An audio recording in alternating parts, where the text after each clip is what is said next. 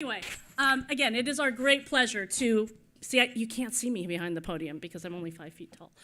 But it's our great pleasure to partner with the San Diego Science Festival, UCSD, to bring this event to you. We're actually this week launching this website, biggerbrains.com.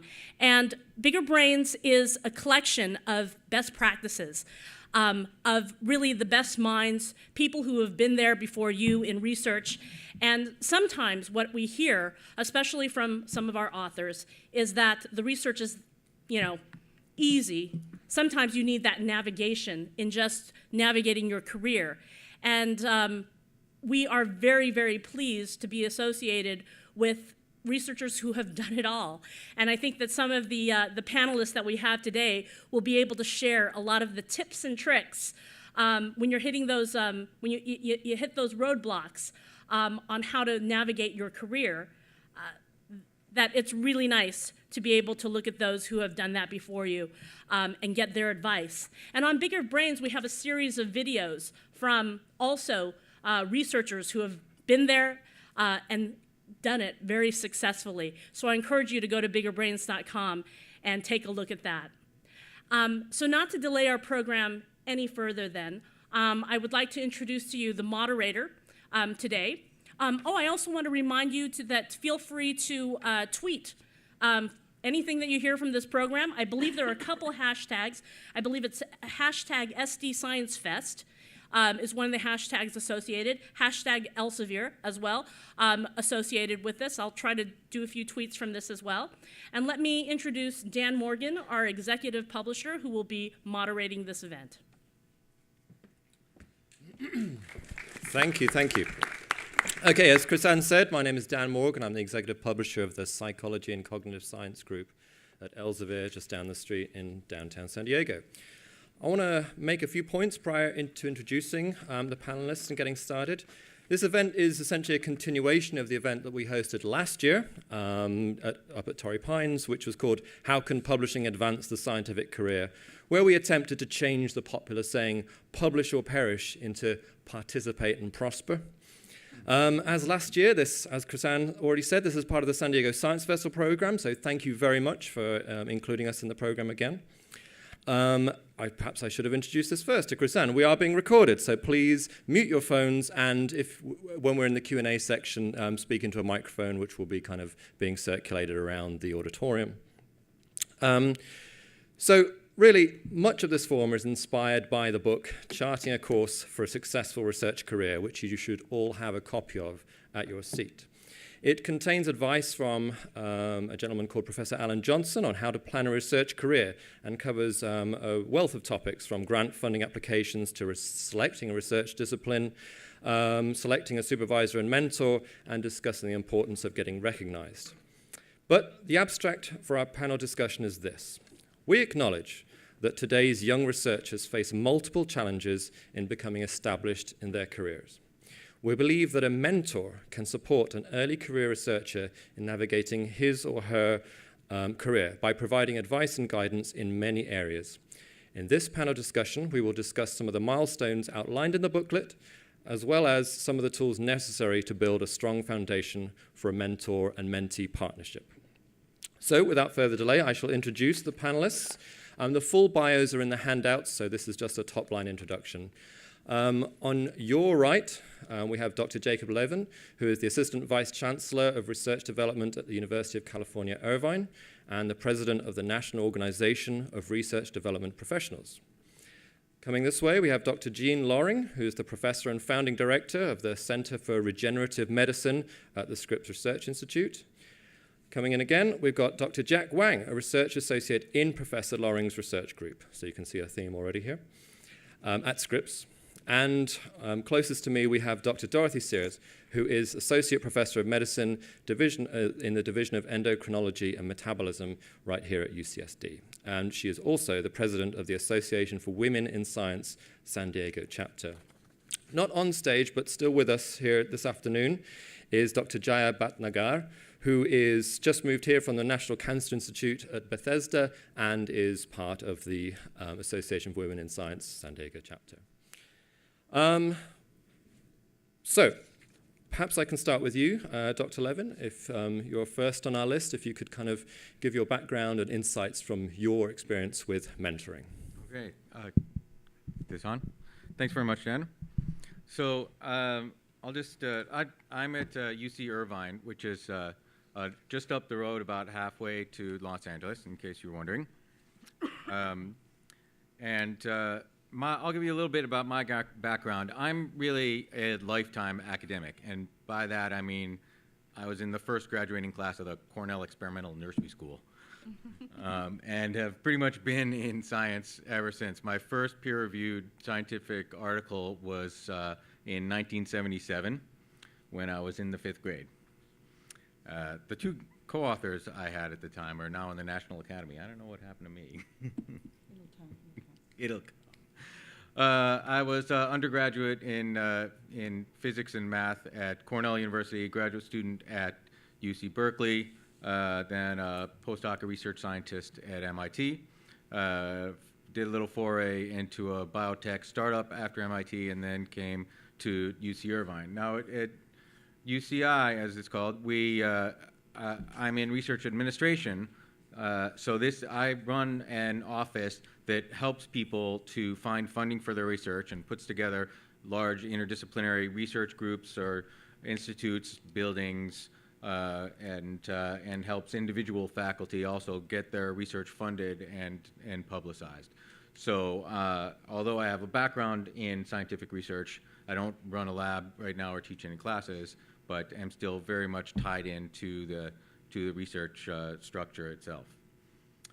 So obviously throughout this period, my entire life in academia, I've seen all sorts of mentor-mentee interactions. So I thought maybe I would comment on the broad groups of those. The one that I'm most familiar with is the one I grew up in, which was my father, a professor at Cornell when I was a boy, and now at Princeton, had a real invested family approach to mentoring. Not just me, but all of his students were treated like family. My mother was the sort of den mother to his entire lab all throughout me growing up, and still we were constantly had graduate students over to the house, and they would have questions about their careers or their personal lives, and so we were all very involved, very hands-on, and everybody was treated like a member of the family, myself included. Right, yeah, that's good. So I would posit that is the best possible mentoring situation, and I certainly am biased, but there's a lot of leadership there, a lot of hands-on, a lot of guidance, but maybe it's a little stifling in terms of independence. But it certainly is, as I came to find, somewhat rare. In my own career, almost all of my mentors, advisors throughout the years had a more dispassionate kind of laissez-faire attitude. This is I think, the most common, where your advisor is hands-off, lets you do what you need to do, doesn't get in your way, except every once in a while maybe will freak out about something. Just tries to get funding or interact with you, helps with when you go to them, but allows you to do your own work. This is very valuable for a self-motivated person, a self-starter, and you can make an argument that in science, this is what you need to be. You're trying to grow to be an independent researcher, an independent scientist, then you need to be able to do things on your own. So there's certainly a lot to be said for this sink or swim kind of mentoring, if you call it that. And then there's obviously the sort of cruel taskmaster group of mentors that you've probably heard about. These are people that are constantly putting you down or telling you to do things or sending you on the different missions or reassigning you or having you do their business. This can be destructive. I've seen the implications of it. We've had many times into labs I've been in, people have bailed out of other labs because their mentors were they weren't getting what they want out of them. It can build character, though, as they say. It can build strength and independence, and and it also forces you to really rethink your mentorship, which I'll touch on in a second. So my quick advice in terms of picking a mentor is, first of all, I think that it's important that you take a good hard look at them and discuss with them what their leadership mentoring, advising would be like, and be sure that they have your career in mind and not necessarily their own. That they're not just trying to fit you into their machine, but are interested in your growth and development. This is very important. In academia, you're generally not hiring people just to do a job and stay there. You're interacting with them as they pass through on their way by, and as they grow, they contribute to a lab, and then they move on to start their own lab or to get a job in industry or what have you. One really good way to tell how to mentor somebody is to find out who their previous mentees were and to see where they were placed, and at best contact them and see what their experience was like in the lab and getting mentored. The second point I thought I'd make is that just because somebody is your boss or your advisor doesn't mean that they're the best mentor for you. So consider maybe non-advisor, non-traditional mentors that you can have a diverse number of mentors. You can have a mentor for your core career. You can have a mentor for your business development, for your education. You can have mentors for each aspect of your life. And I think the importance of peer mentoring really can't be understated. That it's very important to use your peers in whatever stage of your career you're at to help guide your own growth and development and choices. So your peers can sometimes have the best perspective because they're there now in a similar situation to you, or people just a little bit ahead of you professionally can give you a lot of advice. So knowing that there's many different types of mentors and advisors, see what you can gain from each of them, how they can help you grow, knowing that the hands-on, involved caring types can be very good for advice. The laissez-faire ones can be good for your own independence. The cruel taskmasters can be good for strength and what have you, creativity and mental illness, self-protection. Do your best to get some good out of each interaction. And then the last key point, I think, is that mentoring, it's an active, involved process. So I think there's a lot said and written about it, but that in the end, I think everybody agrees that the mentee needs to be engaged in the process, and you are your own best advocate. It all starts with you and active participation. Again, there's a lot of resources out there, a lot of programs. I'll tell you a little bit about what we have at UCI, but that the programs at UCI are not really all that well subscribed. The top-down managed programs, it's unclear how effective they are. It's the bottom-up, grassroots peer network kind of activities. These are the things that really have an impact. Coffees and social hours and individuals campaigning for themselves, that it's up to you to go out and build your career and get what you need from people. And that I think you'll find that people are generally responsive, that if you ask for help, you ask for questions, you ask for advice, they generally want to answer that. If they don't, then you don't want their advice anyway, probably. So that's the strongest advice is to be your own advocate and push for your own career.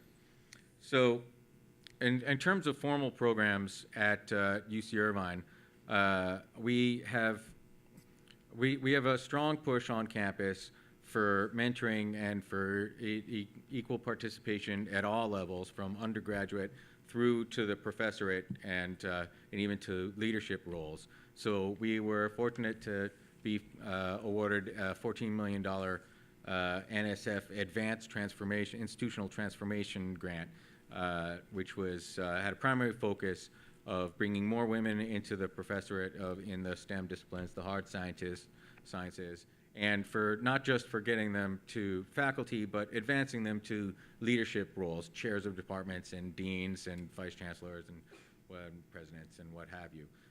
So a lot of effort went into this program to try and get people to move all the way through the entire process. And there's a number of sort of satellite programs that associated with that.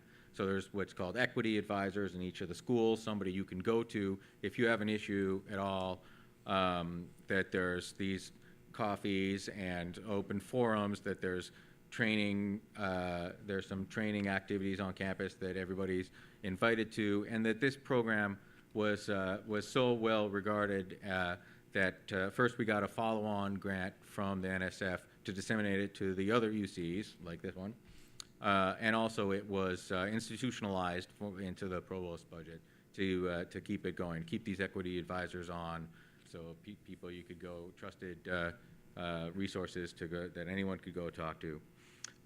We also have a FIPSE decade, Department of Education, I guess, decade program, which is focused more on similar sorts of activities for undergraduates and graduate students, where there's forums and selected individuals in each department or school that are active in mentoring and are available for consultation, and that they have some trainings. People go to these, and I think that they definitely have good value. And also there's obviously all along the way there are people who can serve besides your direct supervisor as advisors, so that you can avail yourself of their consultation or services. So there's the student services for the undergrads. There's graduate associate deans in all of the schools. For the graduate students, all graduate students are assigned an advisor when accepted into a department. So this is somebody who usually helps them more on their coursework than anything else, but also you can go to them with particular issues. If you have an issue with your boss, you can talk to them there, and that's very helpful. And then, as I mentioned, for faculty, there's equity advisors there, and we actually have a formal mentoring program that the dean of each school tells the departments that they should have a mentoring program for new faculty. So a new faculty comes in, and they're supposed to be assigned a senior faculty mentor. Sometimes they do it, sometimes they don't. But on occasion there's that, and at this point, the hope is that faculty again will be their own advocates and go out and get advice as needed. So, as I said, there's a lot written about this. Obviously, the book you guys all have, it's here. I know that Howard Hughes, Burroughs Wellcome, I shouldn't have brought somebody else's materials, right? Also has similar kinds of resources on training scientists to make career moves. There's a lot that's been said and done about this, but really it's getting out there and getting involved. And then the last thing I guess I want to say also is to remind everybody to consider not just alternate sources for your mentors besides just your direct supervisor, but also alternate pathways through academia to your professional career. There's still, I think, a bias within academia that everyone who comes in to the STEM disciplines, especially who's in grad school, is training to be a professor. But the number of professorial positions is not increasing at any significant rate. The professors are all sticking around, so you can't have their job. So you have to wait for new hires or people to retire, and that's very slim pickings. So functionally what that means is the vast majority of everyone who is training in the STEM disciplines is going to go into what we used to call an alternative career, although actually it seems to me that being a research scientist or being a research professor should be called the alternative because it's so rare. So be sure to look outside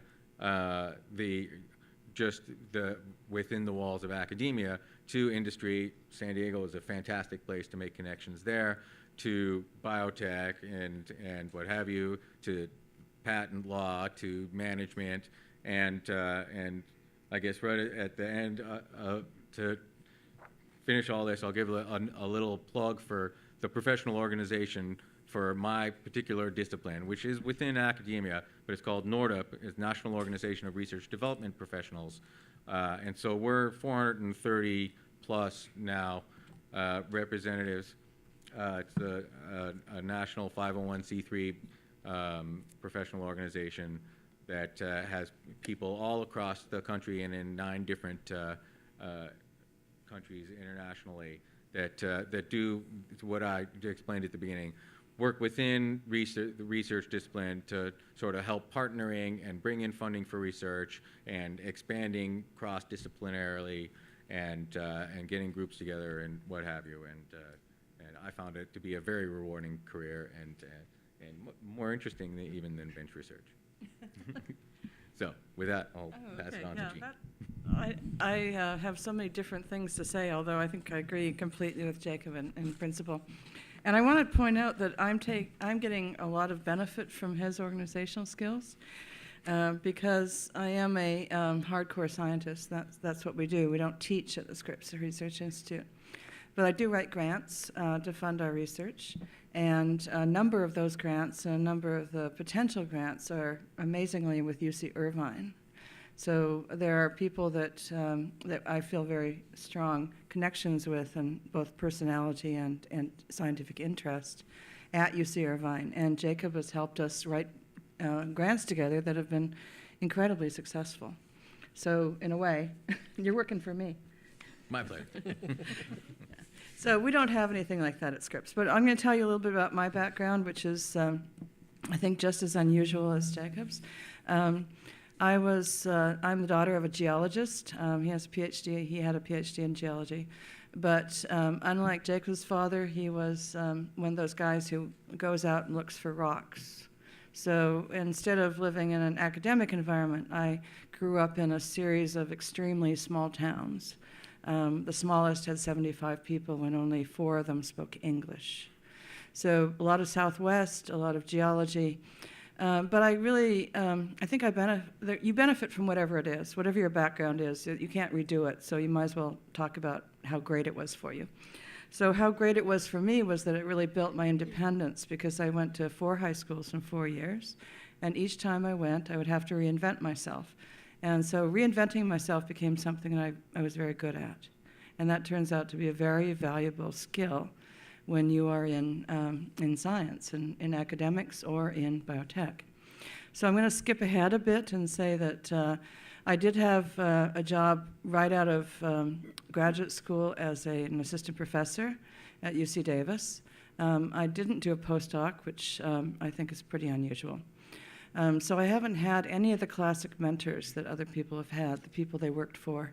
My pre-doc mentor, I won't say anything about him because I haven't talked to him in about 30 years. So you can imagine what our relationship was like. So this idea that I could form things on my own and be really certain of what my capabilities were, I think has really done well for me. And that's one of the things I'm trying to instill in the people in my lab, that each one of them is going to be different and their goals are going to be different. I spent most of my time in biotechnology. Right after I left my first academic job, I started a career in biotechnology and eventually ended up, the only company that you might have heard of that I worked for was called Insight Genomics. And that was, I was sort of following the trend of exciting technology. So we were doing some of the first DNA sequencing and really large databases. But I've always had a theme in all my work, ever since I was a graduate student, that had to do with stem cells. So when I excuse me. So when I finally decided to start my own company, which was a stem cell company, and then shortly after I founded it, about 3 years later, I decided to sell it. That brought me to San Diego. And what really got me back into academia was a grant that I wrote for an NIH training course for stem cell research, embryonic stem cell research, because I was one of the very few people who had already derived human embryonic stem cells. This is in 2003. So this is very early on, so I was one of the few people with that expertise. And I really enjoyed teaching, so I wrote this grant, got the grant, and Burnham Institute gave me a job based on that. So after I'd been at Burnham for about 4 years, I got stolen by Scripps, and they offered me a deal that I couldn't refuse. Really good startup funding, lots of room, and the opportunity to really expand my work into the areas that I really loved. So currently, so I was the founding director of the Center for Regenerative Medicine, which was originally just my lab, but now includes collaborators from a lot of different places who are members of this sort of loosely knit group of people who have similar interests. Our core interests are in human pluripotent stem cells, which are cells that can give rise to all cells in the body. To me, they're the most fascinating thing I've ever encountered in my scientific career, and I can't imagine working on anything else. We generate those cells both from human embryos that are discarded by IVF clinics and by genetically transforming skin cells from individuals, which turns out to be a lot simpler and virtually results in the same process. So once you get these cells, you can turn them into any cell type you want, and I think that's it's one of those open-ended things that you can think of a use for these cells, no matter what discipline you have experience with. And that's why my collaborators often come from other areas, and they see the utility of stem cells, and so we create a partnership in which we each use our expertise together to be able to move forward. And I think the lessons I've learned from biotech are these. One is that it's a lot more fun to work in a team than it is to work by yourself. It's fantastic to have shared goals among people. It is, when you're all moving in the same direction, there's so much less stress than if there are people competing with each other and trying to stab each other in the backs, even in the same lab. So I insist that the people in my lab work as teams. And I also insist on this little detail, which is you have to keep a lab notebook. That's something I learned when I was in biotech, because your ideas are actually potentially patentable. And if they are going to be patented, you have to have a record of having discovered something or having had an idea. And that record is in your bound lab notebook. So I highly recommend, no matter where you go, even if your advisor writes on paper towels, like mine did, that you get a bound notebook and you keep a notebook yourself. It's sort of like a journal. It's like a scientific journal. You write down whatever you're thinking about. So I currently have, I think, about 35 people in my lab, and they work together in groups. As Jack, I'm really interested in hearing what Jack has to say because he's one of my postdocs. We have, I think, 8 right now. I have trouble keeping track. I have that trouble as well. So. And I think 4, maybe 5 graduate students. We have a couple of master students. And then interns, that is undergraduates that work with us for long periods of time, and scientific staff, which is ranges from people who are senior scientists that have lots of people to advise, to beginning technicians that are actually being mentored by someone else in the lab. So one of the rules in my lab is that everybody is mentored by at least one other person and not necessarily me. In fact, probably not me. So everybody has a mentor. Jack has a mentor and is a mentor. And everybody is equal in that the postdocs don't get to push the technicians around or the interns around.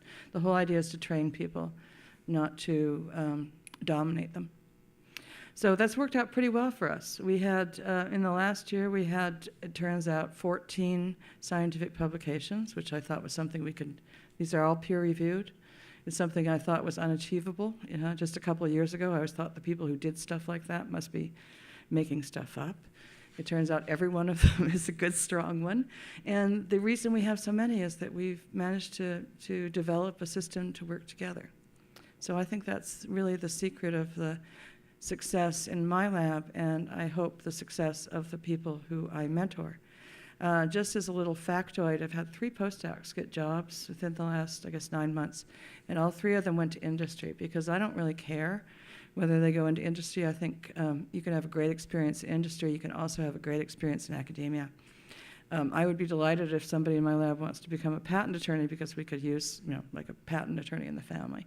So I'm very happy whatever people do, as long as they move onward from my lab to something that they really want to do and bring with them the lessons they learned from us. Okay, Jack. Right. Why are you here anyway?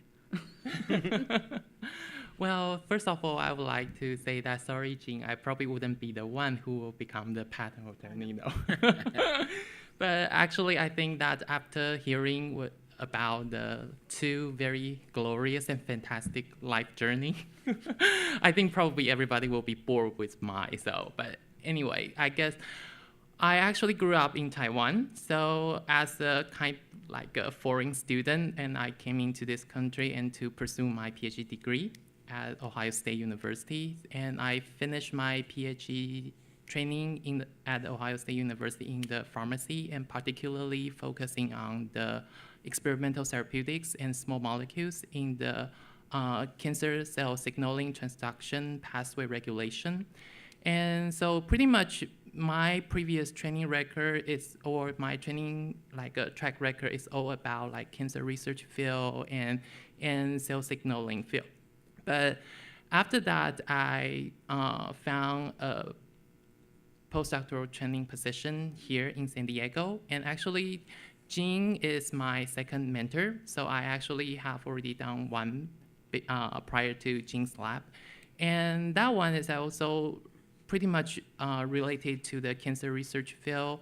And after I spent 9 months there, and I decided to switch to different lab, and I probably can share more experiences if somebody in the audience has like interest to knowing why. And also that's also probably the reason why I think the most important things, because I pretty much hear from the perspective or the point of view from mentee to like talk to everybody here today, because actually I think the most important thing between the mentee and your mentor is that the matchness, like how matched you are with your mentor. And the thing is that if you don't feel that it's absolutely a good match, then be brave about making the change, because just like what Jacob says, that okay, you are the only person which pretty much can speak up for yourself. And actually along the way, since we all have been through like quite a period of time of the training, so we all have that kind of like a skill and or knowledge or like a basic idea about how we would like to get trained, or like what kind of the mentor we would like to have, what kind of the people we can potentially get help from. So if you don't necessarily find someone as an idea mentor from the very beginning, then just be brave and make a change. And at the same time, you can also pretty much like being your own mentor, because you can decide, okay, which direction you would like to go. And at the same time, just talking to your peers and talking to people, and just like, we have been like saying here that a lot of time, like many people, not only your direct mentor can become your mentor, because a lot of people actually having a lot of experiences. So if you talk to more people, then you also gain more experiences from them as well. So I think that that's pretty much my my track record so far. And like right now in Jean's lab and at TSRI, and they give us like official title as research associate, but actually we are postdoctoral fellow. So like right now, my research focus is pretty much at the interface between cancer biology and stem cell biology, because it's quite kind of like normal that because I get trained in the cancer biology field for so long, so it's kind of like a very nice and unique combination for me as well. And like in like my own case, I'm pretty much like into the academic position. So I would like to stay in the academia. And in that case, then I also want to tell everybody, just like Jacob say, and also Jean has already touched, a bit about like how tough and how difficult and how horrible staying in the academia field nowadays is. And I can tell you that that's all true. Because actually I'm experiencing it. So actually in order to stay in the academia field right now, it's pretty much like you have to, pretty much getting yourself ready for like challenge on a daily basis. And a lot of time, a lot of feedback could be negative. But I think at least that's also what I'm trying to tell myself, that if you are really into it and just keep doing it, and until the day you decide that, okay, this is really enough for me, and actually everybody has its own value, and it doesn't really matter where you are at, whether you are in the academia or you are in the industry. You can always find your own niche if you find that, okay, that's what you really want to do. So that's pretty much like my personal perspective about how you should, navigate yourself along the way of this journey.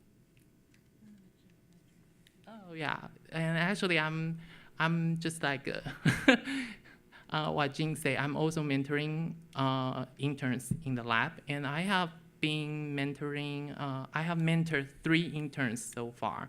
And the first one actually went on to the pharmacy program at Oregon State University. And the second one actually, I think I'm actually very proud of her because she actually went on to the PhD training at UC Irvine. So yeah, and actually she got the admission from UC Davis as well, but she decided to go with UC Irvine. Yeah, so and I'm very happy about that. And the current one is also a very studious one, and I think I get along well with my mentee actually, and I try to let them actually provide opportunity for them that, okay, allow them to think independently. Of course, like when somebody just get into the new field, then you depend on like more experienced people to tell you, okay, this is how we do, or this is how we normally get things done in this field. But after that, then supposedly, that's my opinion, that a good mentor should allow the opportunity or chance for you to actually try and perhaps making some errors, but that type of opportunity should be there, and that's also how I actually provide to my mentees actually, and it all comes down to that. This is how I would like to get mentored. Then I try to do that with my mentee as well. So it's all based on how you like to be mentored. And I believe every case is different and everyone is different. So ultimately, I think that answer only can come from yourself, actually. Okay. So first of all, I wanted to congratulate you or applaud you all for being here today, because I think it's a great opportunity to just start thinking about mentorship, because it is an important part of your career, and it's something that in many institutions, programs, companies is not emphasized. And you as individual scientists need to advocate on your own behalf and find people that can help you navigate through your career in the most effective way as possible. So I only have a few things to add in general about mentorship from what has already been said by the other panelists, but I would say that definitely you need to have a mentor who is not your PI, who is not your advisor, in addition to the advisor. And what I recommend is trying to find somebody who's 5 or 6 years ahead of you in your career, because those people have gone through what you're going to be going through not so long ago, right? If your mentor was a postdoc 25 years ago, I'm telling you, life is much different now, and they have no clue how to advise you as a postdoc now, in your shoes. And also, I would say, try to find a mentor who is not personally invested in your career choices. This can be a challenge as when you're in an academic position because, faculty are responsible for your promotions and all kinds of things. So you may have to go out, if you're in an academic situation or even in a company, you might have to look for a mentor who's outside of your institution to be effective. You don't want them to be invested in you because they may not be giving you unbiased advice. So I would say that. So I want to talk a little bit about the Association for Women in Science. You already know enough about me from my bio. So the Association for Women in Science, actually, I know we have at least all the women, all the ladies, raise your hand. All right. Hey, that's cool. All right, so let me just say for the men in the audience, it is the Association for Women in Science, not of, and we do have men members. The goal of AWIS, which was started in 1971 by some women that were at a FASEB conference and realized that they were all having kind of similar career challenges. So the goal of AWIS is to support the development of girls and women in their pursuit of careers in the STEM field, so science, technology, engineering, and math. So there are chapters all over the United States. San Diego, we have the largest chapter here. Our chapter started approximately 1983. We have over, did I say we have over 300 members? And we do a lot of things within the community to support women who are in our membership, but also girls and young women in the San Diego County. So we have 8, let's see, can we go to the next slide? Oh, there's a mission, but I kind of mentioned that. Next slide. Okay, so I want to just talk about all the things that we have going on. So we have different career development seminars called strategy sessions, outreach events. Julie, would you stand up? Julie Bordowitz over there is the chair of our outreach committee. Tomorrow we're going to be over at the Balboa Park Science Fair giving AWIS awards to the girls who have posters. I think we'll have to review several hundred posters and award 7 prizes of $100. We take non-AWIS volunteers and men in the community who want to come and help us judge through those. So those are kinds of programs that we do outreach with girls. The outreach committee organizes a dinner for the girls and their families and teachers to come and just celebrate their achievement. So we also have happy hours. We have a scholarship gala, which is coming up in May. We have the WIST conference, Women in Science and Technology conference, every other year at the Salk. And this is an all-day conference about career development, personal development, alternative careers, those kinds of things. We also have special lectures and company tours. We recently had a tour of Sapphire Energy, which is an algal company. We have coffee clubs, which is a networking thing. I'm getting around to the mentoring, book and movie club, and the leadership network. So we have a lot of things going on. Next slide, I think we have the committees.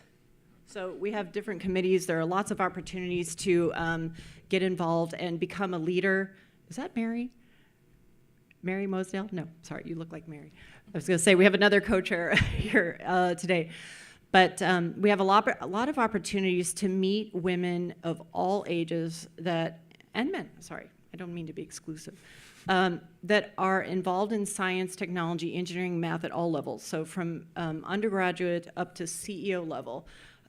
People that are doing, academic, professional work or postdoc graduate studies in biotech. We have members that are involved with patent law, regulatory, science writing, consulting, women that have started their own businesses. Lots of opportunities to find people that are doing different kinds of things with science, with their science training. Lots of opportunities to meet potential mentors. We do not now have a formal mentoring system, but one of our goals for this year is to devise a new mentoring, a formalized mentoring system. But we do have a lot of informal mentoring opportunities for junior to senior level mentoring.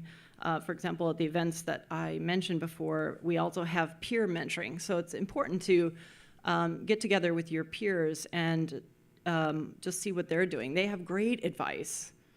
They're right at the same level as you, and they're thinking about the same things that you are. So it's really important to find mentors and be a mentor to just your peers. Let's see, what else did I want to say? We do have a sign-up sheet outside near the registration table. If you're interested in receiving our emails, every other week we send out an email about our events. Please sign up on the sheet. We'd love to have you participate. I also would like to take this opportunity to thank Elsevier. Elsevier is very strong supporter of AWIS nationally. We have an endowment fund that we're raising, and all the money that we raise for the endowment, Elsevier matches that for us. So thank you to all of you folks for that. Really, really appreciate it. I think on the last slide, it had just, again, the website, which is really easy, awisSD.org. And I think that's about all I have to say about mentoring. So congratulations again for coming today and learning more about mentoring. Thank you very much. Well, even though the program is not yet done, I think we should just give a round of applause for wonderful introductions. Now, this next phase is just simply called Q&A. Now, I myself have been making copious notes. I have my own questions and I have my own discussion points. But of course, we want to open it up to make this as dynamic and interactive as possible. I don't know whether there is anyone sitting here right now that wants to ask a question. Raise your hand. If so, we have floating people with microphones. That was the first hand I saw over there. Is this? No. So you guys have had different mentoring experiences. Do you carry the experience that you had with your advisor or down to other people? Or I mean, you mentioned that you were trying to give an experience that you want to have.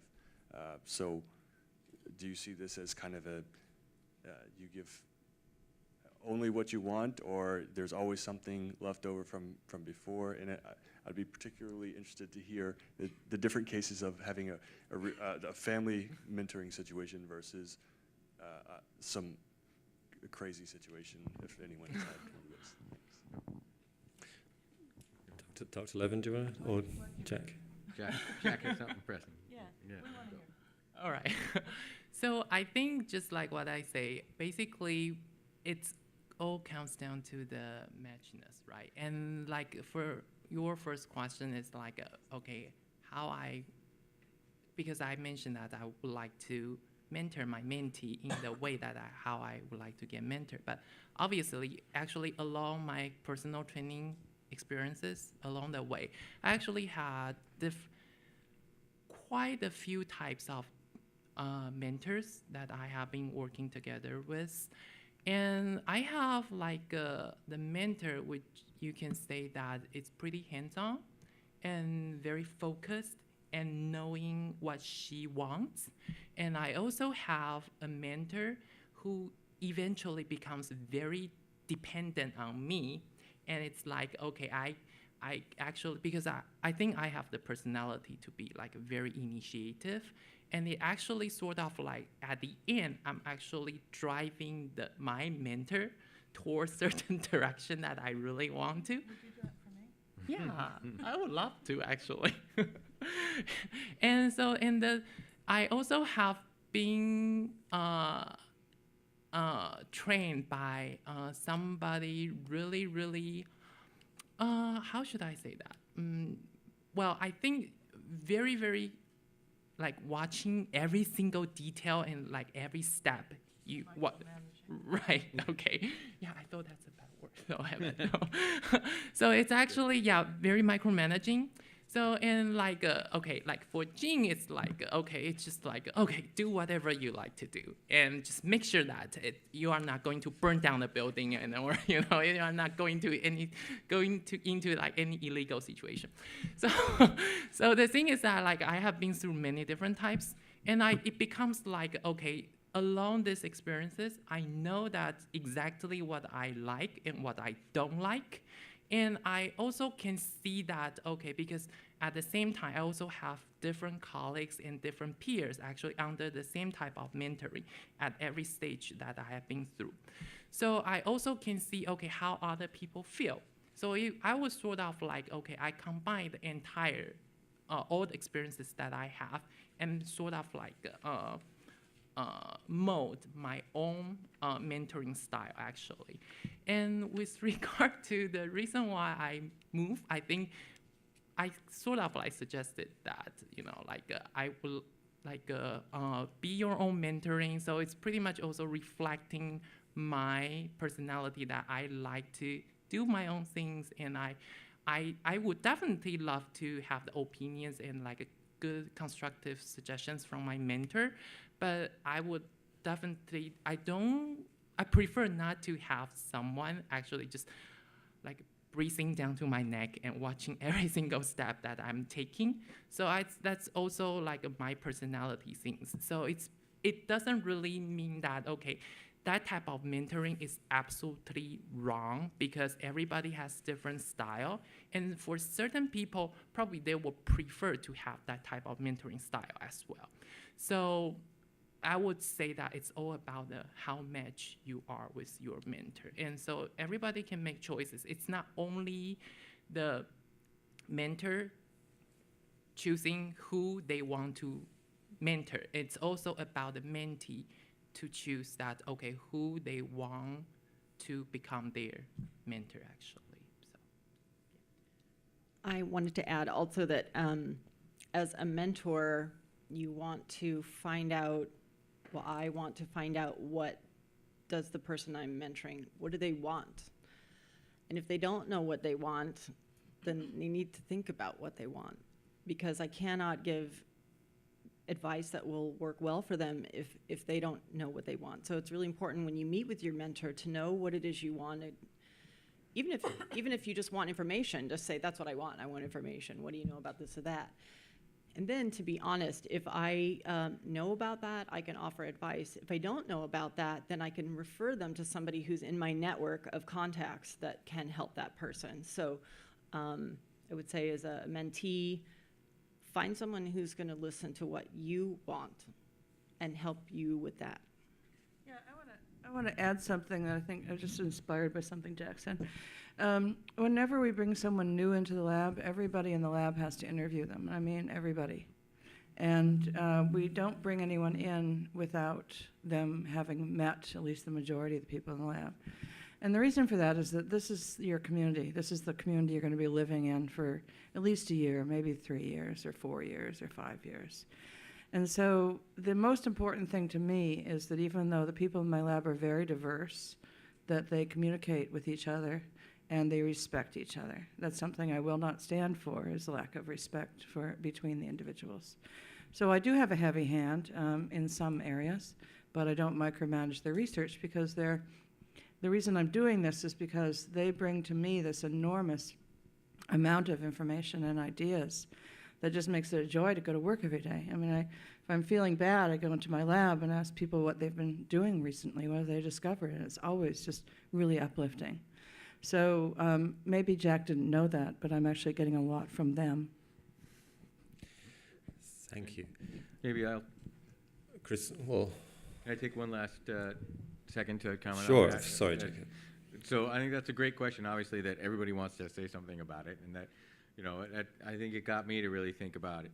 What is my mentoring style for the first time? And that, like Jeannie said, you got to bring in everything, get the good aspects of all of your experience, and mold your own style out of that. So I think that my style is very much a combination of what I've been exposed to, and so it has some elements of the nurturing style that my father had when I was young, the laissez-faire attitude of letting people go out and do their own thing, that I experienced in graduate school and as a postdoc. And then also there's a third element, like Dorothy was touching on, that times are changing very rapidly, so it's born out of necessity. You just have to make do. Things are different, and you have to, manage whatever's happening there. So you try and just take your best shot at how things are going. I, meet regularly with everybody in my office, about half an hour, at least once a month with everybody. But like Jack was saying, each meeting has very different character. Some people talk very much just about what's going on with this project, that project. Some people are very technical. How do I deal with this issue I'm having? Some people are completely wrapped up in personality conflict for the entire half an hour. So, you need to be adaptable and try and bring everything that you have to bear on this specific situation. Jean, your mention of interviewing made me think of Jaya Bhatnagar down here. I just wondered whether you had any insights or experiences to bring in this kind of important waypoint of your career. A microphone is coming.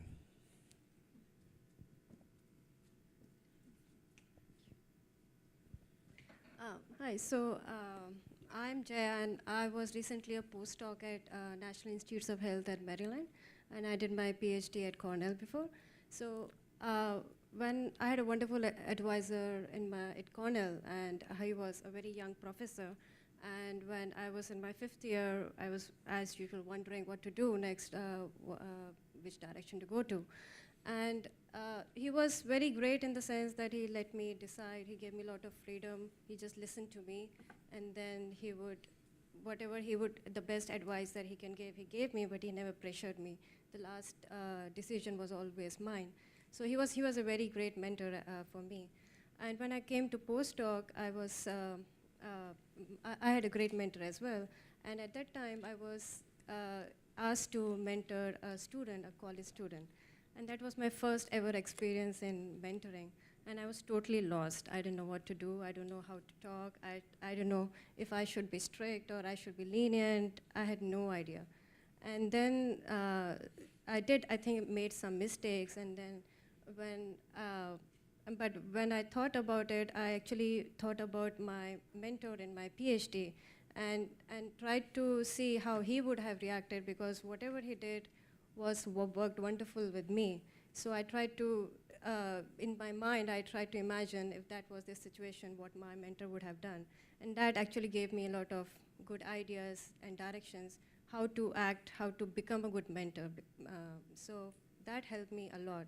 So if now I'm better experienced in mentoring now because of that.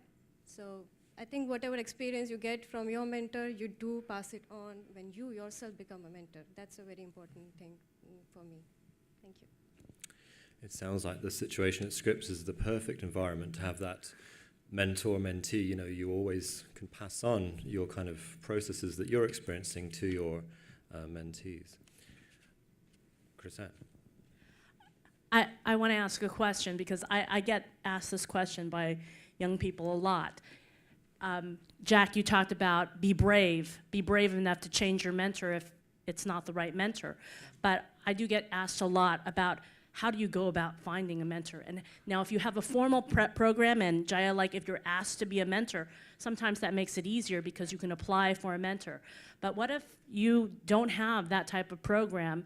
For the mentors on the panel, how do you think is an effective way to approach you to become a mentor? From the mentee's point of view, how do you go about asking someone to be a mentor?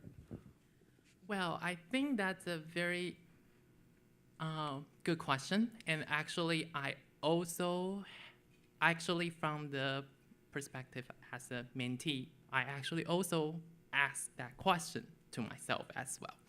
So I think my personal suggestion is that, because at least that's how I do it.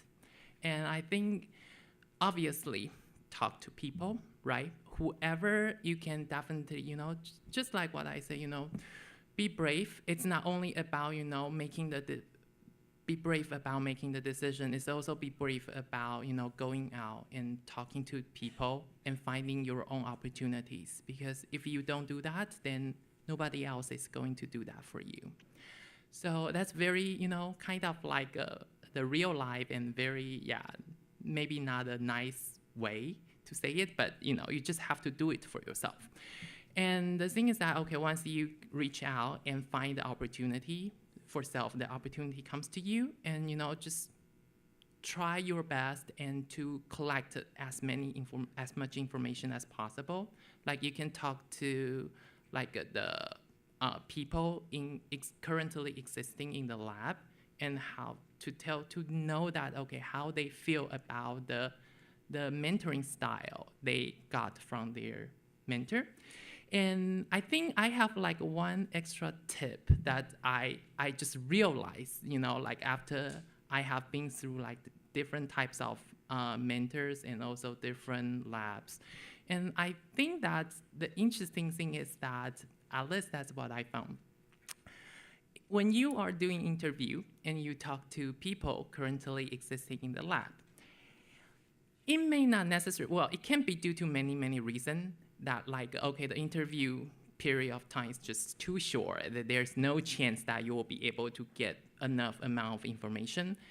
Or actually, it's kind of like, okay, maybe the people in the lab do not really want to like air the dirty laundry out at that moment, especially just to someone just coming out from outside, and we don't even know whether that person will join into the lab and sharing the mentor or not, right? So under that situation, then you may not necessarily get the real picture what you would like to have. But I think my suggestion is that you can actually knock the next door, like the lab next door to the lab you are interested in. And actually, you don't have to, just have any kind of like a presumption or like assume that, okay, there must be something, very, very badly happen. But it's also sort of like you go to the next door and also realize that what actually the environment in general is, and you can actually chat with the people in the lab next door to you, and you can actually, sort of like, then under that situation, because there's no direct conflict of interest, right? So maybe under that situation, then people will, since they are just right next door, then if something really badly happened, then yeah, I believe that sometimes, like a lot of time, like people may, go to the next door, like friends next door complain, or it's just like how the neighborhood like talked, right?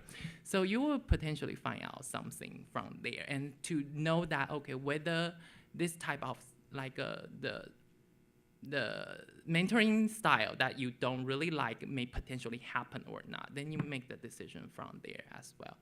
But I think it all comes down to that, okay, kind of like your gut feeling, because no matter what kind of information you got, if you think that, okay, this is what I want, and this place and this mentor has something that I really want, then go with it and try it. But if you find that, okay, something just not going right, then, make a good decision for yourself again. So as far as finding a mentor, which I think is different than a laboratory advisor, well, it's in addition to, I would take a look, if you're at a graduate student level or postdoc, you might go to find out who's doing research that's kind of related to what you're doing, find somebody again who's 5 or 6 years ahead of where you are, and just email them and say, hey, I'm a postdoc here in so-and-so's lab, and I'd really love to buy you a cup of coffee and talk to you about your work and get your advice on my career. Just make it a coffee, informational interview kind of thing. Because many of us faculty, right, we get hundreds of email every day. So if you have to, I really want to be your mentor, that can feel overwhelming to somebody who is, really busy. So just throw out, let's meet for coffee. I'd love to talk to you about how you got to where you are. How did you get hired? Ask them about engage them to talk about their experiences. and then say, you know, well, I'm interested in doing this. What would you suggest for me? This is where I am right now. And so I talked before about listening, so it's good for you to also listen to the mentor. They'll engage. And then if you find that you have a good conversational, you know, experience with this person, then you may say, hey, you know, would it be okay with you if I contacted you in a couple months and we met again, because this is really productive for me? So it's kind of one step at a time, not you want to be my mentor for 5 years, right? So you can find like the busiest scientist who's willing to meet you for coffee and start out that way. The same thing, you can go to networking events. There are a lot of events in San Diego in addition to AWIS. You know, there's San Diego Biotech Network. There are all these different organizations where you can go to their networking events, get some business cards, get your business cards, put them in your pocket, have something with a pocket, ladies. Get that business card out there, even if it says, I'm a graduate student, I'm a postdoc, whatever, have that with your contact information.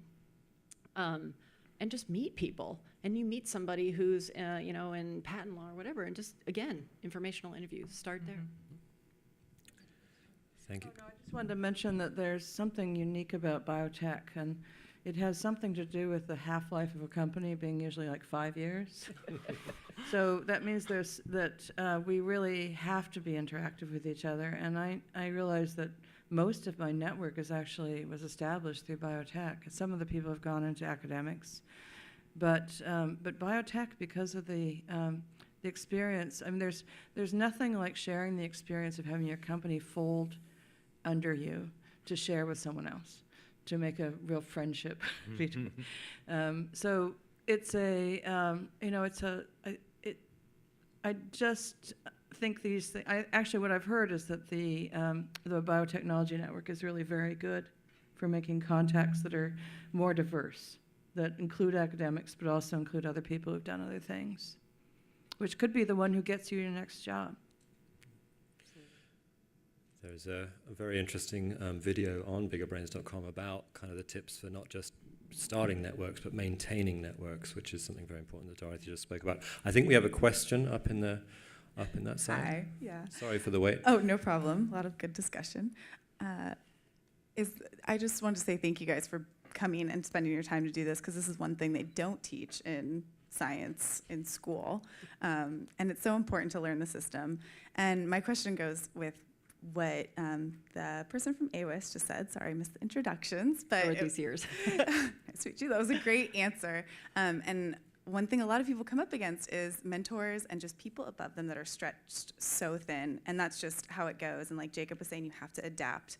And even if you're okay with the laissez-faire mentoring in your research, sometimes you just need answers. Like you need a paper signed, you need whatever it is. Do you guys have any recommendations for navigating interactions with people that are just stretched thin? And you kind of just said something on those lines, Dorothy, but just in general, because a lot of people coming into science they're not stretched that thin. You know, they don't have this understanding that, you know, you need to give like a one-line email, for example, but with still being respectful. So.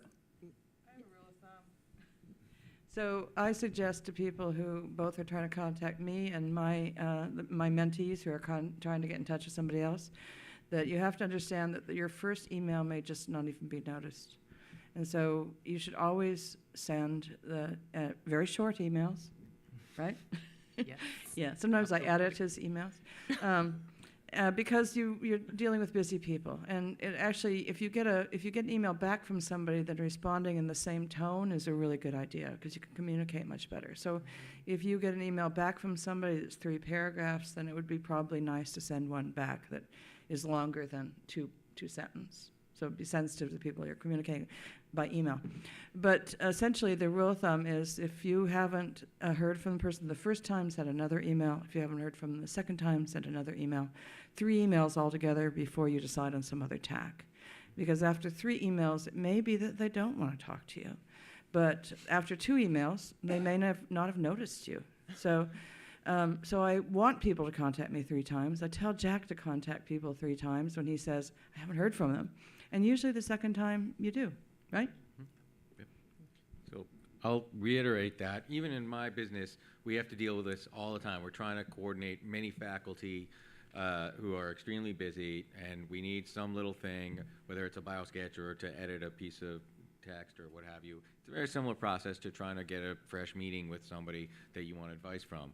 So be polite, obviously, and respectful. Be persistent.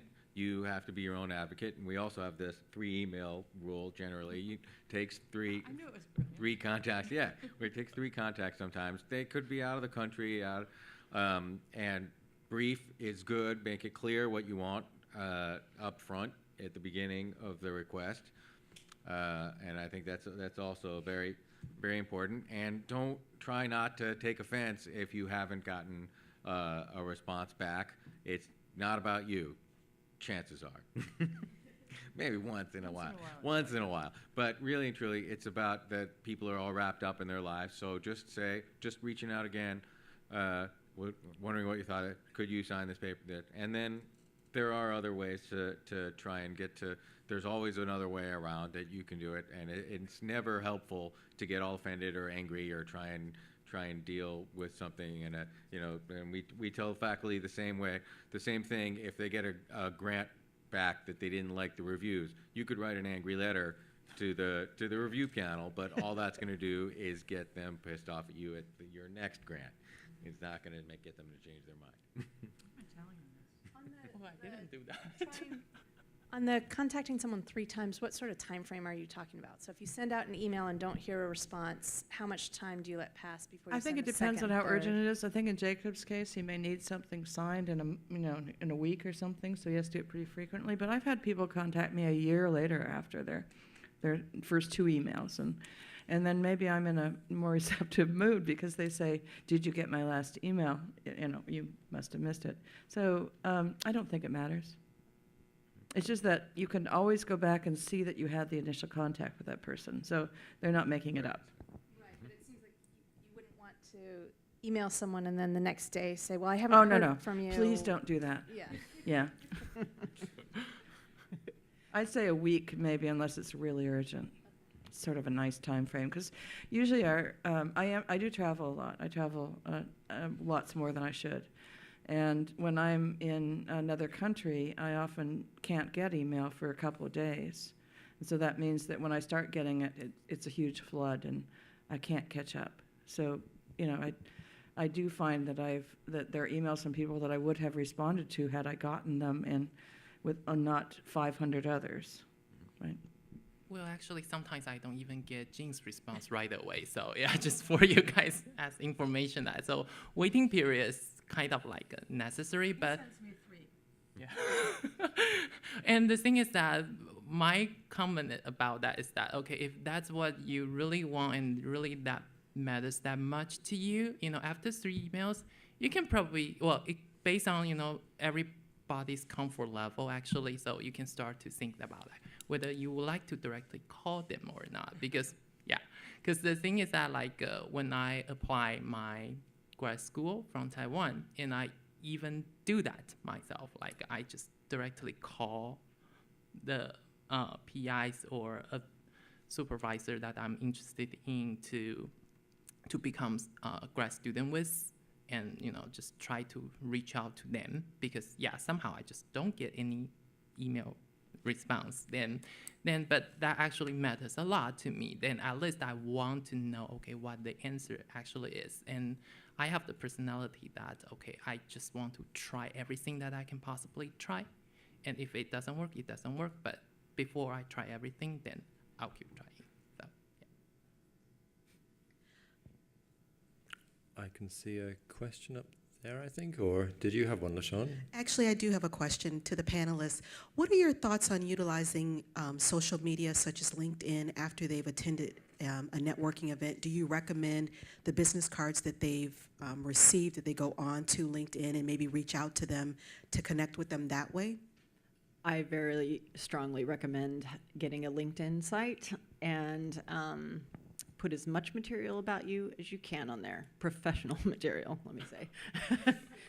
You want your whole CV and more on there about yourself, what you do, what your interests are, what your strengths are. You never know who's looking at it. It is excellent. It is an excellent marketing tool of yourself, if you will.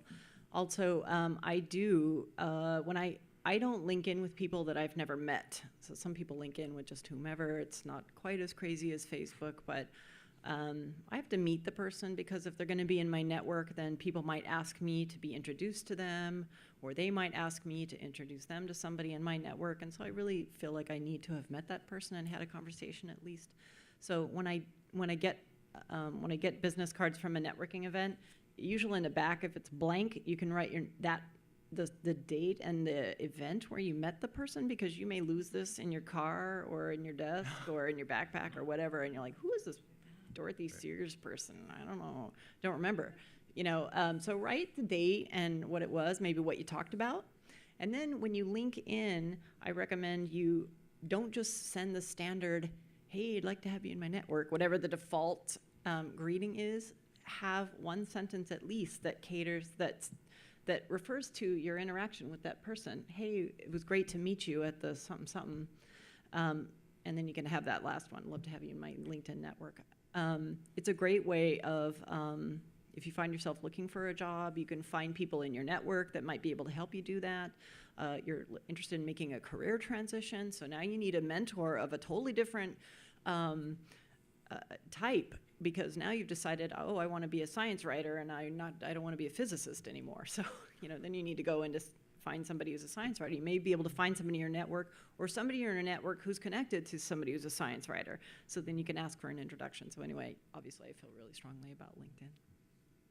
Yeah, I also agree with this completely. It's very important to make contact, to make a follow-up contact after you meet somebody at an event or at some sort of interaction, and that you should do it soon, ideally that very night. Before it slips your mind, and certainly theirs, that send an email, or LinkedIn is the one social network that I use, and I'm happy to respond to people that I've had an interaction with, but like Dorothy, don't connect to people who I don't remember who they are or where we met. So it's another reason why you should do it soon, and if you can remind them, hey, I had a great conversation with you at the Elsevier event, would you be in my network? And then I'm like, oh yeah, super, then put them on, and then you stay connected and you get updates about what they're doing, and they get updates from you for you. If you wait 6 months, people aren't going to remember who you are, and it won't be as relevant. I would like to say one more thing about LinkedIn, and that is that there are various professional groups, well, lots of groups in LinkedIn, but there are professional groups. So this is another way that you can get kind of indirect mentoring from people, because people post discussions about articles and situations, seminars or networking events that are going on in town. So you can get engaged with these conversations, or just be a reader of those conversations and get great advice that way. So AWIS National has one, AWIS San Diego has a group, San Diego Biotech Network does, there's another organization called Leadership Builder. They're all mostly scientists in that group. Lots of groups like that where you can get mentoring.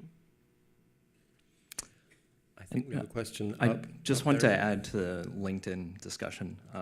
LinkedIn actually has rolled out new features recently, and they have a place where you can actually take notes, private notes, on how you met the person for every single contact that you have. And just to reiterate, it is amazing. So. That's good, because I got a stack of business cards like this tall. Exactly. You keep everyone straight. That's great. It's up to Kira up there. Okay, and then send it down there. As I'd like the panelists to maybe come, answer this question for everyone. What sort of approaches or questions should someone looking for a mentor not ask or not take? What kind of have been some infamous faux pas that people have made that should not be repeated when looking for a mentor? Real quick one. Wow. No, it's not. It's probably not the same one. One thing I would recommend is to do your homework if you're actually going to try to connect with somebody. Read their papers. I mean, if you're a scientist, read their papers first, because there's nothing quite so. A little bit annoying. It's not that I'm famous worldwide, but I would really like to know that somebody who wants to work in my lab has actually read some of my papers and knows a little bit about the history of the lab, looked at the website. And unfortunately, people don't always do that. So that's not a really don't. It's a don't not, right? Yeah, come prepared is Yeah. comes across much better. So don't walk up and say, "I've never heard of you," if you really are interested. I would say early on, you don't want to, you just don't want to seek out a mentor for the sake of getting a job. That's what you want from them is a job. You want to get advice, you want to learn from them. So I wouldn't start out with wanting a job. I think, yeah, I would totally agree with that. Just come in, be prepared for, all kinds of the questions or challenges potentially can get thrown at you, and knowing that, you better to know that what you actually want from this mentoring experiences, because if you don't even know what you want, then how would you expect that your mentor will be able to, giving you appropriate advice? So that will kind of like, okay, if you don't really know what you want or what you are looking for, then why do you know that, I'm a good mentor for you, right? Yeah. Don't get angry if they say no or say something you don't like. Just don't get angry. It's probably it's good advice. I think the person there. Hi. I have a question about the most efficient way or to get the most out of a postdoc. So if I'm looking to finish a PhD, is it best for me to work with someone for a postdoc that's a high profile but not necessarily known for their mentoring? Or would it be better to work with someone that's younger in their career, less well known, but has a very effective mentoring style if my overall goal is to eventually get a job as an assistant scientist? So how do you find that balance? I would say there are positive and negatives of each one. So if you work for, and there are PIs of big labs that are great people and great mentors, and they have a lot of money, you can get a lot of research done, you can be very productive there, they have a lot of contacts. A PI that has a lot of contacts won't necessarily introduce you to any of them. So you won't necessarily know from the get-go when you're looking for a lab to do a postdoc in whether that person's going to really increase your network.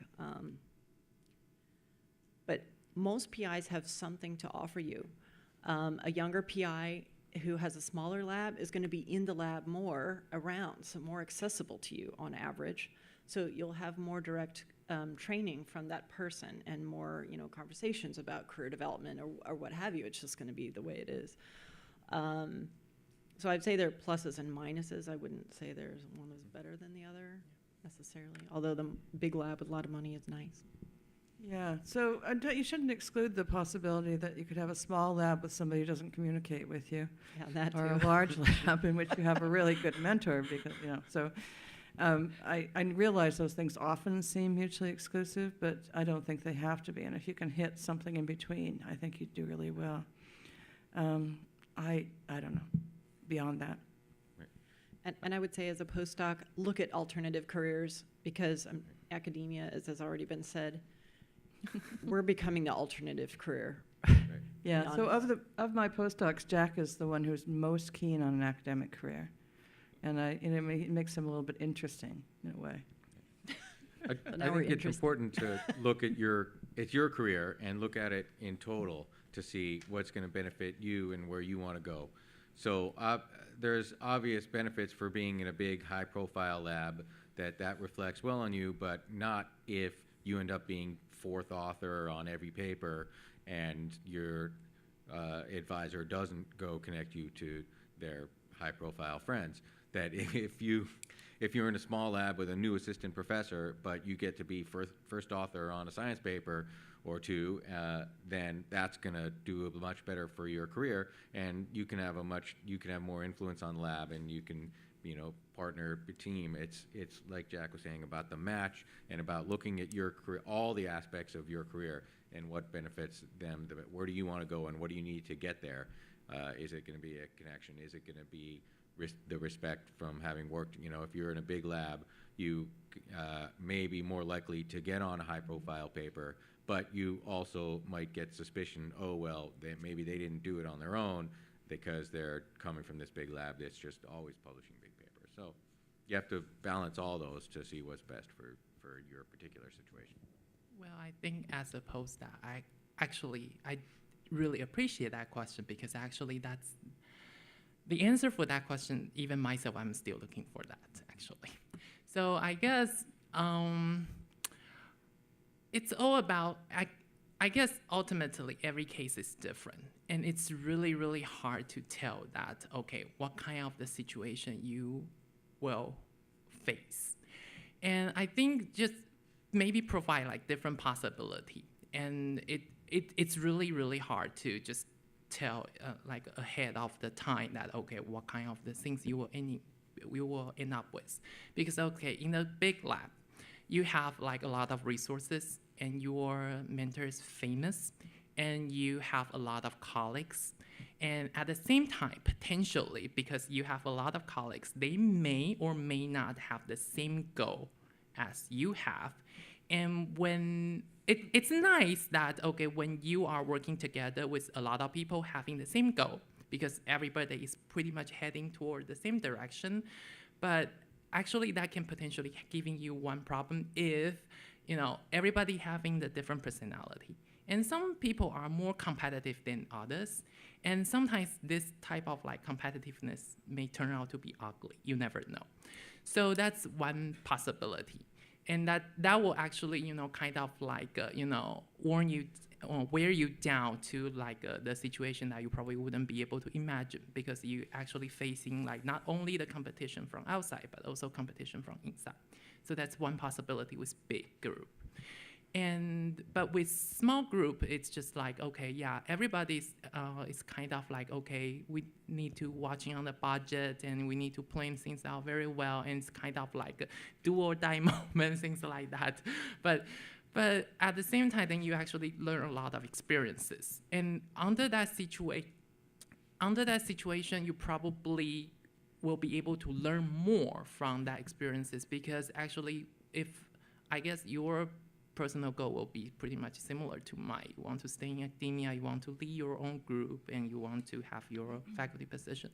Then which means that, okay, when you just get into the faculty position, then everything, you will pretty much just like having empty spaces, and you have to plan everything out. You will have startup, and if you have like your own, you go with your own funding, then yeah, it will make you feel more comfortable. But actually, everything comes down to you. Then because at the very beginning, it's only you that you have to start everything from the beginning. So if you don't have that experiences, that you always be together with like a big lab, and like a lot of lab technician and a lot of people helping around, then you won't have that type of experience. Actually, sometimes a lot of like a small detailed things can actually affect the entire picture, which you may not necessarily realize when you don't have to take care of those details. So I think every possibility can happen, and I guess, at least that's my approach, is like, okay, go with your gut feeling and feel just, you know, based on the information you got, maybe you can potentially, make the judgment for yourself that, okay, how high the possibility you will be able to make it work in this environment. Okay, and just think about like, okay, if things just doesn't go that direction, and it's actually the others, and what kind of the like other opportunities that I may potentially have. So just kind of like think ahead of yourself.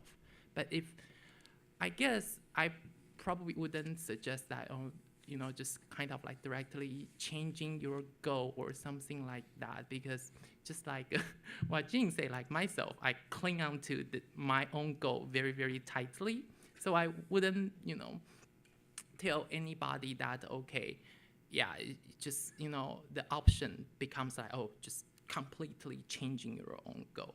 But, you know, just thinking about everything ahead of the time, and like, okay, imagine this can potentially happen, that can potentially happen.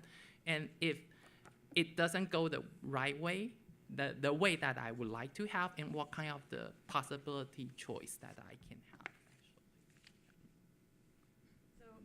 I do have a sort of another rule of thumb here, and that is that I want every graduate student, every postdoc to have at least one first authored paper in a high-profile journal.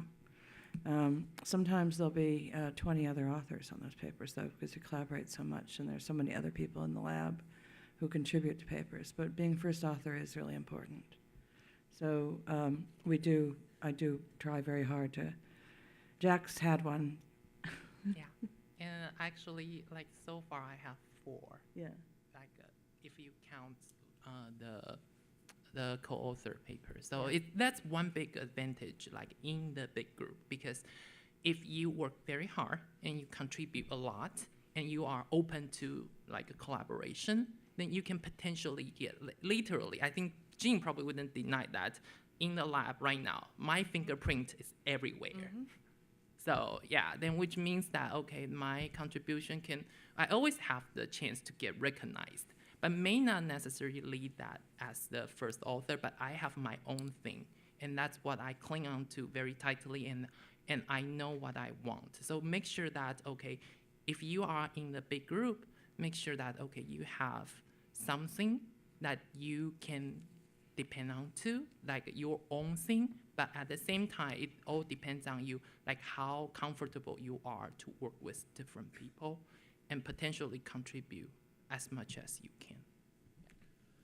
I have a quick question. I might not get to hear all the answers because I have to leave, but I'd like to put it out for the audience to hear as well. My question goes to the PIs on the panel. I'm a senior postdoc. I've mentored a lot of students over the last 12 years. And how do you remind your PI the value of mentoring? Because there's a balance between being a mentor to your students in the lab and getting their productivity, but also keeping your productivity. And in a crunch situation where the PI obviously likes to have the students in the lab learning and being productive, how do you remind them that that is also one of their, goals in the lab when they're coming down on you for publishing or producing results, trying to keep that balance? So since I have to leave with you because we have an AWIS meeting we got to go to, but let me just ask you, are you asking that the mentor doesn't understand your interest in mentoring other people, or doesn't understand his or her role in mentoring you? No, just in general. I mean, there's small labs where there's a small number of students being mentored, and there's large labs where there's lots of students around all the time, and the PIs aren't so involved because they're busy themselves. And so there's a time that it takes to mentor students and keep them in the lab to be productive, and that's time that the postdoc or the graduate student isn't putting towards their own work. And so just in general, how would you remind them when they're like, what have you been doing? How come nothing's getting done?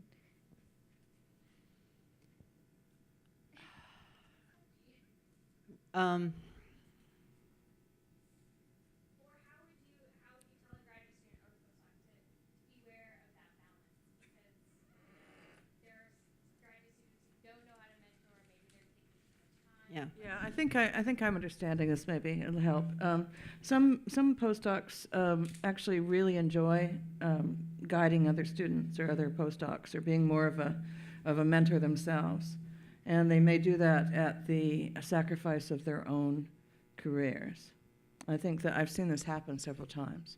So yeah, it is the big PI's responsibility to make sure that that doesn't happen to anybody, and that the people who are helping other people are not completely involved in other people's work and neglecting their own.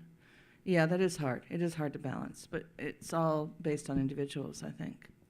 And I think it's an important lesson in time management, right? So we all, if you're the kind of person who likes helping other people, then yeah, you could spend your whole life helping other people and never get your thesis done. So you have to kind of keep review your values and goals too. I'm not sure that you can change somebody's opinion about mentoring, actually. I don't know. I think that's a difficult challenge. And if you feel that you aren't getting mentoring from your PI, find somewhere else. And in addition to that, be direct with what you need from your PI. I need a half an hour to talk to you about this. Would that be okay with you? And then you schedule that and get what you need. Yeah. All right. So we're going to have to leave, but thank you all for your attention, and this part of the panel is still going to stick around. So. Thank you very much. Did I see any? Jaya?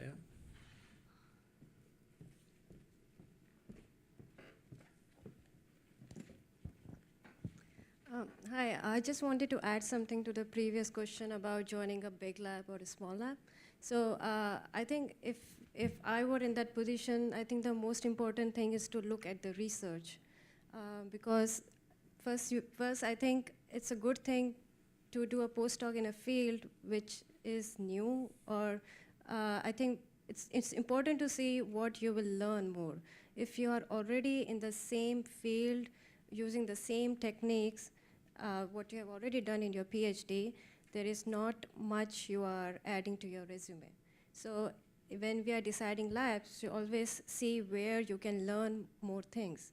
And if I were to choose between a small lab and a big lab, then I would also look at exactly what field is the person working in, because in so many years, fields change. So many upcoming fields are there in biochemistry. And over years, 5, 6 years, the fields fade, and then new fields emerge. So it's important to realize to invest or do research in a field which has a future. So, I mean, which is the thing for the future. So always go for the field which is upcoming. And when you will start your career in an upcoming field, the chances of your success in whatever you do is amazing, because you were there when the field started. So it's very important to decide what area of research you really want to work in and what field, rather than being a big lab and a small lab. I think you will do equally well in either labs if your research is right and if you are learning so much and you're getting good training. Thank you. Any comments on that from the panel? I think it was fairly clear. Agree, I think. Any further questions out in the audience there? One right over there. I think the future is coming up a lot faster all the time, though. So like stem cells are really hot right now, but 5 years from now, I don't know. Right. 5 years ago, they weren't. So, you know, how long do really interesting topics last? I think you have to make sure that you hedge your bets a little bit and make sure you have more than one skill, because you may have to move with the times.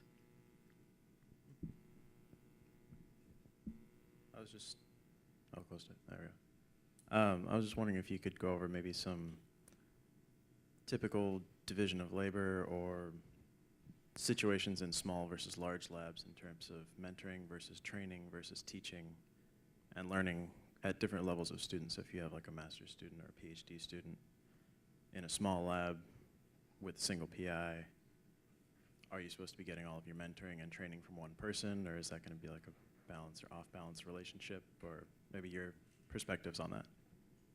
Yeah, I'm probably supposed to answer that. I don't think there's a formula, to tell you the truth. I think the people in the labs sort of fall naturally into successful or unsuccessful positions, and my job is, if they're not being successful, to find another thing that they should be doing in the lab, what they're good at, find out what they're good at. So maybe it is sometimes better for somebody mentoring somebody else, and maybe they can't do it. Maybe they're no good at it. So I don't have a formula, and I don't treat graduate students or postdocs or master's students differently. They have different time schedules, but that's essentially the only difference I see. I like my postdocs to be finished in 3 years.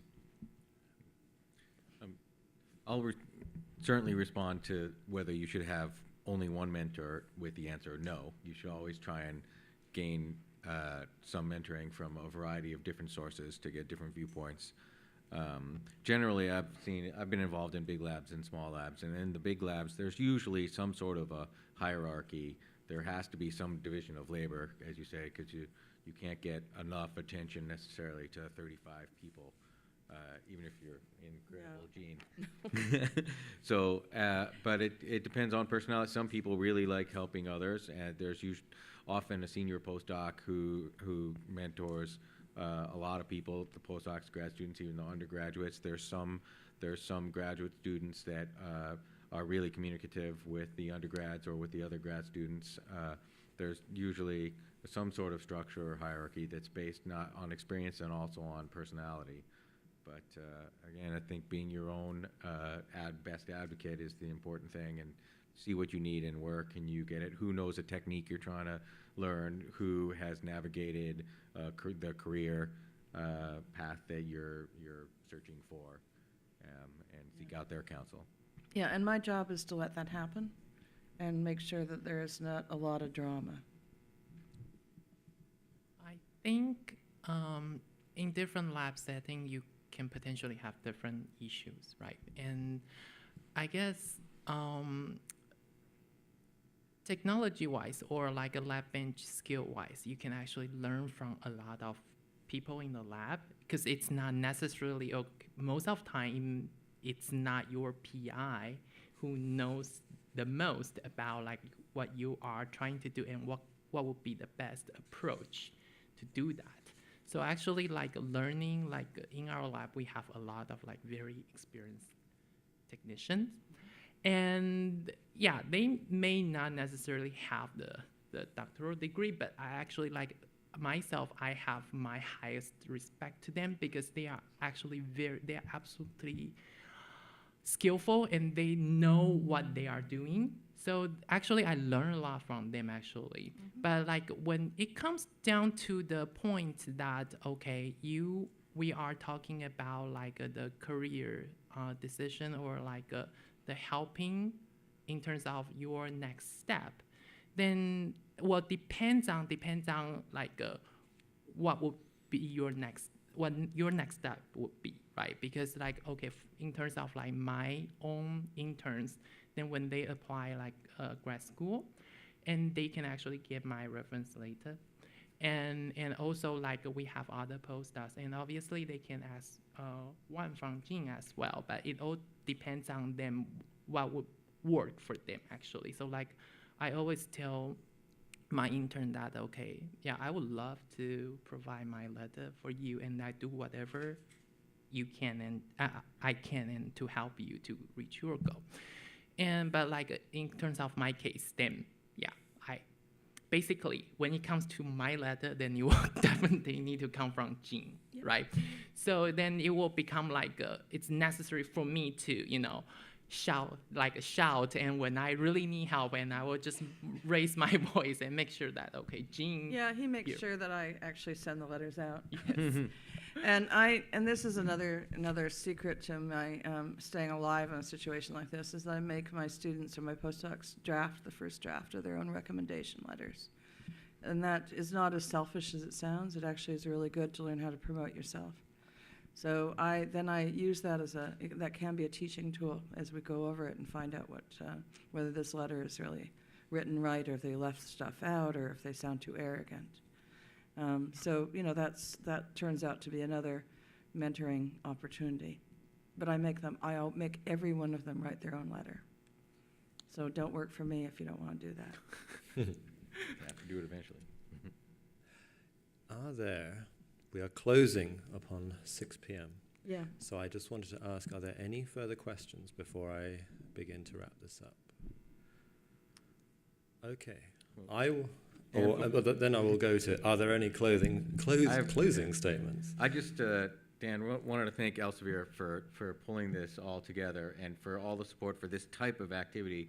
Elsevier, besides publishing more journals than anybody, is really a fantastic supporter of professional development and equality in the sciences and research career. They're a big supporter of AWIS. They're the lead sponsor for the NORDA annual meeting, and they also have all sorts of fantastic tools like SciVal and Scopus and things for getting all of networking and for getting all of your information together and for collaborating and sharing. And so this is we really appreciate you pulling this together and all the support across the field that Elsevier provides. So do you work with a big publisher or a small publisher? That's the question. Well, it is a big question. Perhaps a big publisher is lots of small publishers all in the same umbrella.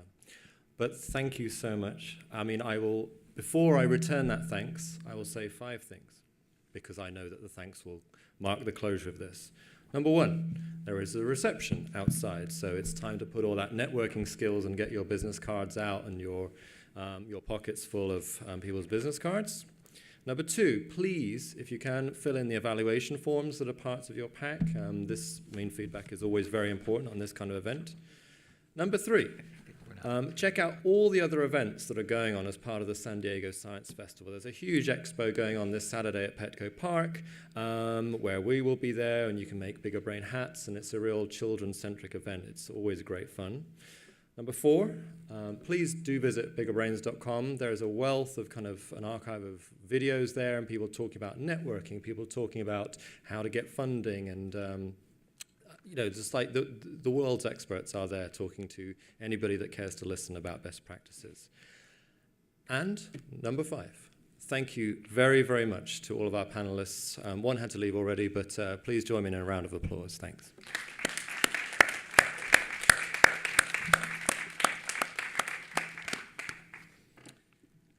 Let's all meet outside.